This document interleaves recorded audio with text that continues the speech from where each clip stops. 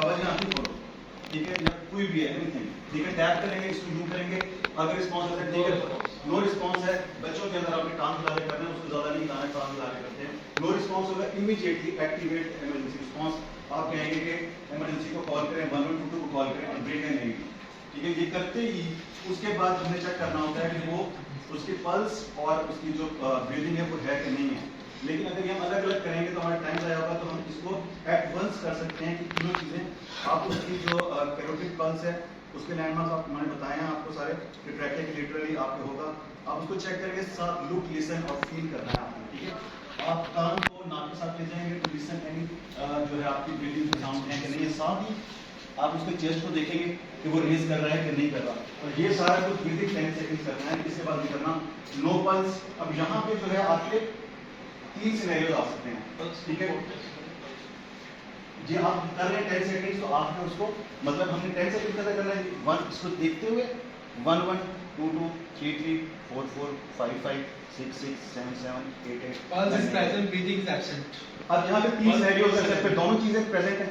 ठीक है, आपने कुछ नहीं करना, आपने वेट करना है कि इमरजेंसी आती है और मॉनिटर करना है पेशेंट को। दूसरे सिनेरियो में पल्स मौजूद है लेकिन वो ब्रीथ कर रहा है नहीं या गैस कर रहा है, ठीक है, तो उसमें आपने क्या करना है कि आपने उसको ब्रेथ देनी है एवरी 6 सेकंड्स, ठीक है, 6 सेकंड्स आपने एवरी 6 सेकंड ब्रेथ देनी है, लेकिन आपने हर 2 मिनट्स के बाद उसकी जो है ना पल्स लेते रहना है कि वो प्रेजेंट है या फेंट हो रही है या मिस हो रही है, अगर मिस हो रही है तो हम सीपीआर करेंगे, अगर नहीं अदरवाइज हम सिर्फ ब्रीथिंग उसे कंटिन्यू करेंगे। तीसरे सिनेरियो में क्या होगा, वो ये होता है कि दोनों चीजें एब्सेंट हैं, देन इमीडिएटली आपने उसका सीपीआर एक्टिवेट करना है और साथ उसको रेस्क्यू ब्रेथ देनी है। उसके लिए आप लैंडमार्क बताएं, पेशेंट जो है वो कवर्ड होता है, इस तरह नहीं पड़ा होगा, ठीक है, कि वो आपने उसके जो बड़े क्लोथ्स हैं वो आपने एक्सपोज करना है उसको, उसका क्या फायदा होगा, एक्टिवेट आपको जो उसकी चेस्ट की एक्सपेंशन है वो भी नजर आएगी, और जब इमरजेंसी आएगी आपकी टीम आएगी तो एडी अटैचमेंट जो है वो भी हमारे लिए टाइम सेव करेगी। उसके लैंडमार्क स्टर्नम है, स्टर्नम के जो आपके 3 पार्ट्स हैं, एक ज़ीफॉइड प्रोसेस के साथ होता है, एक सुपर स्टर्नम नॉच के साथ होता है और एक सेंट्रल पार्ट होता है। हमने लोअर जो पार्ट है उसके ऊपर आपने लेफ्ट हैंड का जो हील है वो प्लेस करनी है, राइट हैंड से आपने उसको पकड़ लेना है और आपके आर्म स्ट्रेट होंगे और आप उसको शोल्डर्स उसके ऊपर ले आएंगे, जहां से यू नहीं करेंगे, ठीक है, जहां से आप उसको आके कंप्रेशन देंगे कितनी 30:2 पे, ठीक है, 30 कंप्रेशन कितनी होनी चाहिए, डेप्थ वो आपको बता चुके हैं, एडल्ट में 2 सेंटीमीटर है और किड्स में उसके अंदर आपके 4 सेंटीमीटर हो।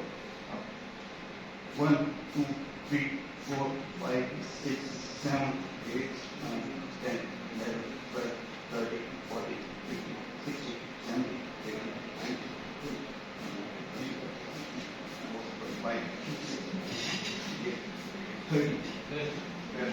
18 19 तीन तरह से आप दे सकते हैं कि जो चीज आपको अवेलेबल है। अगर कुछ नहीं है, mouth to mouth, nose speech, simple है, स्विच टू सीपीआर अगेन। अगर आपके पास मास्क है तो आप नेजल पार्ट नोज पे रखेंगे, उसको सील बनाएंगे। इस तरह के केस में जरूरी नहीं है कि आप स्विच करें कि आप वापस जाएं और जो हम सील वाला कर रहे हैं, पेशेंट लेटा हुआ है, आप सील बनाएंगे, ठीक है, हेड टिल्ट, चिन लिफ्ट और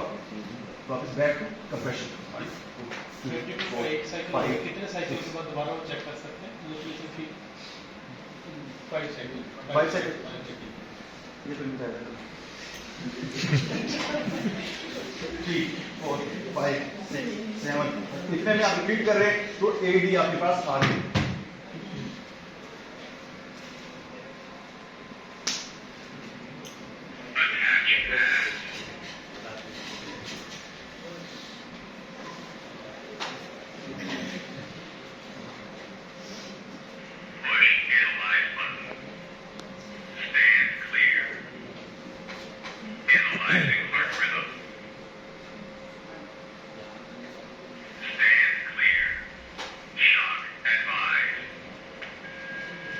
ये जब कमांड देगा तो फिर हमको शॉक का बटन दबाएंगे।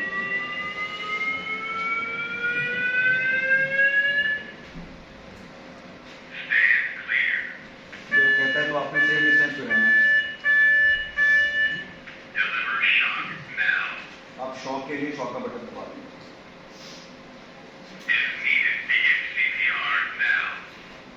अगर उसको लगेगा कि शॉक देना है तो वो देगा, अगर नहीं देता तो आप अपना CPR कंटिन्यू करेंगे अनलेस कि वो हमें कमांड देगा।